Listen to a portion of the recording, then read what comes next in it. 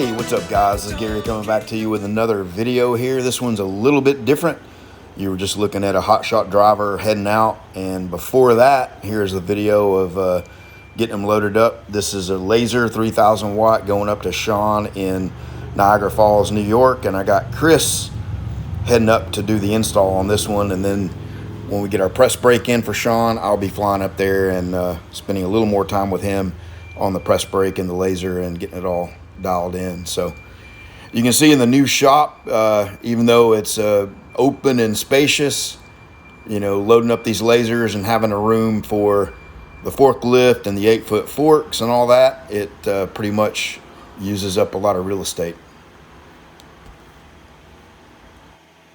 We were hoping to also do a compressor, air compressor for Sean, but as it turns out, his shop space cannot support the amperage of that compressor. That thing needs about 50 amps of 240 volt 3-phase, so yeah, it uses a lot.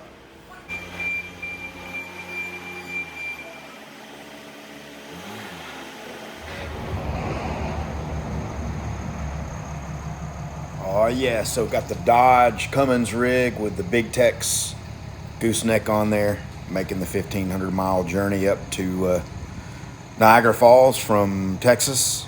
And nice couple there, Hispanic couple that picked the machine up and taking it on its way.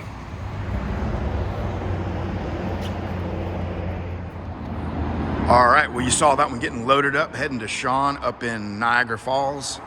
And now we just got one machine left right now. And that one's gonna go out to San Diego to Ken. And here's the press brake that's going to go with it. I've been messing around with it some, and we follow the strictest standards for wiring and everything here. And you know, all of our forklift operators are certified and trained, and they never make any mistakes or anything like that. So got a few air compressors left, and a little bit of this stuff goes with Ken's laser, and then the rest of it is just spare. And yeah, it's kind of junky, messy in there. But anyway, let me get this press brake on and show you a little bit about this. This is the first one I've gotten with this style controller, and it's very, very nice. So let's take a look at it. And before we look at the details of the press brake, here's another press brake getting loaded up. This one went out to Indiana to John, who is someone that I installed a laser for back in the summer of last year. And he's been really kicking butt over there, cranking out the work on the laser, and that's been running good for him. And so we recently added a press brake here, and this is a 130 ton, similar version to the one I'm going to show you in detail. Same controller, 4+1 axis CNC servo brake, but this is an 8-foot 130 ton or 130 metric ton. It's 143 US ton, and very heavy machine, around a little over 13,000 pounds, and that's an 18K forklift loading it on there. So yeah, big machine. All right, we're gonna take a look at the new press brake we got here, the Prima Press. So we got a piece of 16 gauge right there, and as you can see, it's right at about a 5 1/4 inches wide. So we're gonna use this piece to do a little demonstration. All right, so we got a little glare we're dealing with today, so we got this on a little bit of an angle to help with that. So this is the DA53T from Delum Control. This is a 4+1 axis machine, true CNC servo machine. So there's no torsion bar. We have individual cylinder control over both of the rams. So just gonna kind of give you a quick walkthrough of the machine here. The maintenance tab, this is where you would enter all your punches and dies.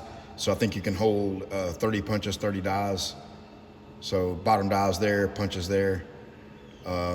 Some information about the machine. We've got, you know, our axis in this one. I'll show you that in a minute. And some general correction. So if we need global overall correction, we can apply that here. Some maintenance information, overall system information. So that's the machine tab. The settings tab, you can change, you know, inches to metric, you know, other stuff, keyboard layout, language, all that kind of thing. And then working our way left, this is the manual bending. So if you just wanted to do an old school method of bending, you could use this. And if we zoom in right here,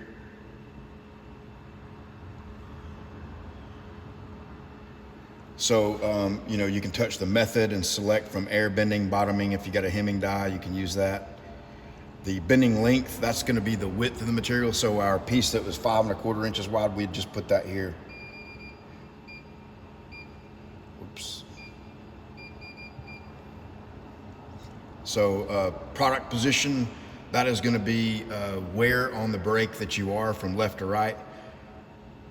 Less applicable on this machine, but you can use that. So if you were, this is 63 inches wide, so if we were to the far left, we'd be at the 0 position, and if we were at the far right, we'd be at the 63-inch position.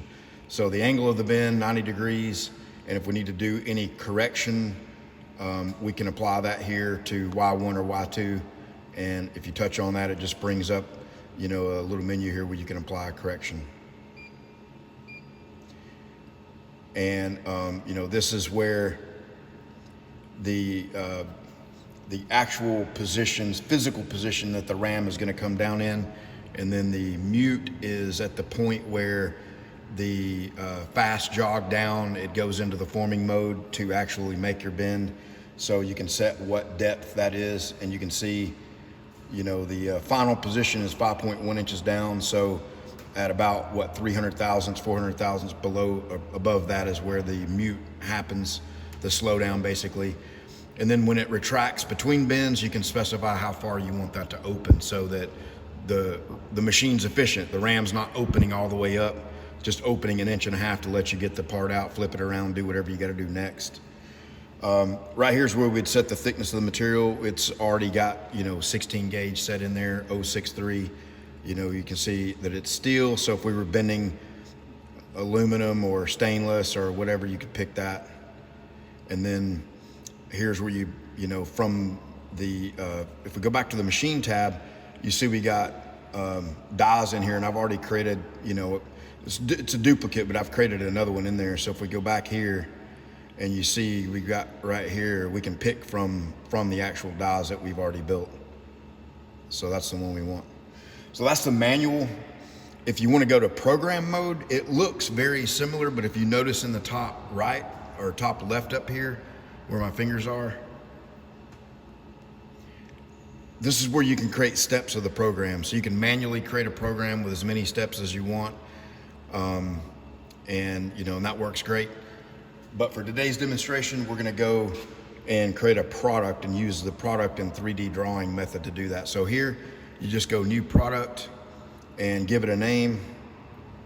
So let's just call it YouTube,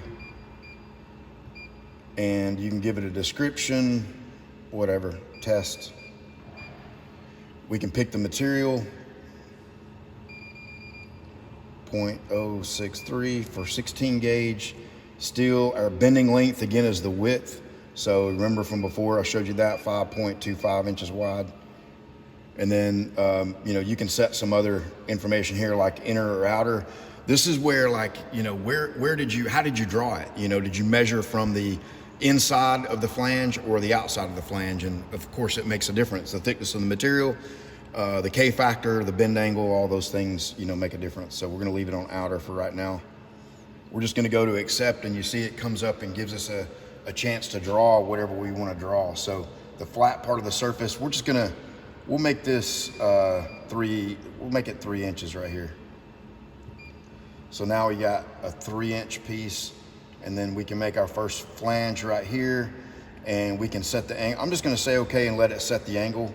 And you see it's created, you know, 0.945 inches. We could make that, let's just go,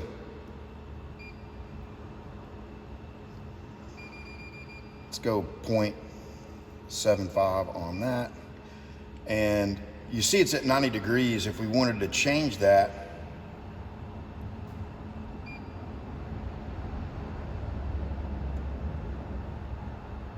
you can see, let me rotate around here. You can see where, you know, it's giving us the choices. Hopefully that's showing up there. So I want to make this 135 degrees, which is you know, what you may think of as 45 degrees. And I'm gonna reset this length right here. And we'll just make it 1 inch. And then, and then I'm gonna put another flange right here, and I'm just gonna make it 90 degrees to start with. And I'm gonna go ahead and rotate it around where I want it. Let's see. So we'll say, delete surface. I accidentally deleted that. This is what I was trying to do. Hopefully you can see this. I'm just gonna make this around to back to the same plane as original. So back a -135, all right? So I'm gonna duplicate that on this side, and then we'll show you the next step. All right, so you see there we got our part complete, and we've got it saved, so we can take a look at the tooling setup, you know, that we've got selected, and see the dimensions of the punch, dimensions of the die, see which ones I've got selected there. And then here we can look at the bend sequence and, you know, kind of simulate the bend to see if we have any issues. So if we say bend right there, you can see it's gonna make the first bend, and then we could advance to the, let's see, the next bend.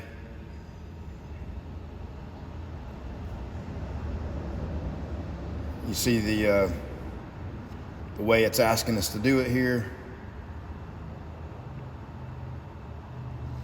Give us a little error message, but you can see the part, and see here that we don't have any collisions or any problem with the tooling that we've got in there, the back edge, you know, and all that. So should work out pretty well for us. So let's get the machine fired up and bend it and see what we get. There's a zoomed out look at the machine. So we're just getting ready to fire everything up. Well, the machine's on, but we got to start the pump. And the 2-axis brakes you started in the software, but this one is mechanically started. So we got the pump on, and we are ready to bend.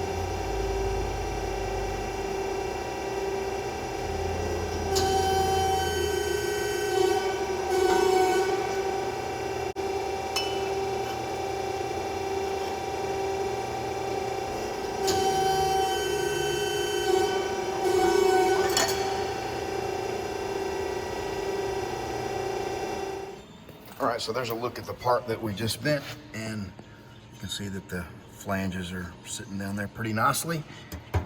No rocking or teetering.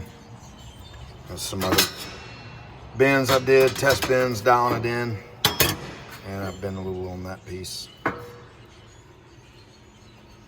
right, Ken, this is gonna be going out to you, loading it up next Monday, and the laser too. And I got your, right there, you can see 208 to 240 transformer, and we also have a 208 transformer to go with the laser, so we'll be all set for 208 power. All right, guys, have a good one.